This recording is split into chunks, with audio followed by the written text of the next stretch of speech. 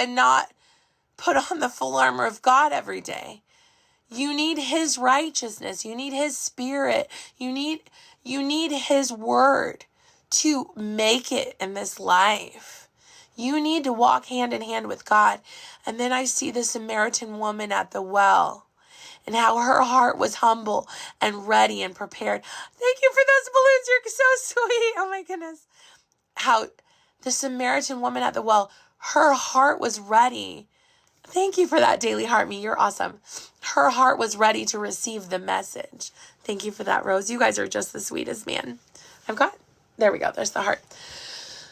The Samaritan woman, she was from a town that the Jewish people went out of their way to go around it to avoid the Samaritan people. Why? The Samaritan people were the results of not following one of God's commandments, right? Because God told the Jewish people not to intermarry with outsiders. Well, the Samaritan people were a mixed race of a mixture of, some of their ancestors were Jewish and some of them were from other things.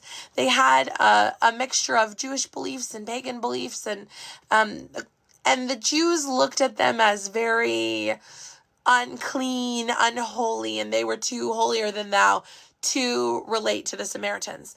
That's why when Jesus told the story of the Good Samaritan, he's like, look, the religious person walked on by. The people you would expect to stop and help walked on by. And then it was the Samaritan, the one you wouldn't expect, was the one that actually stopped and helped, right?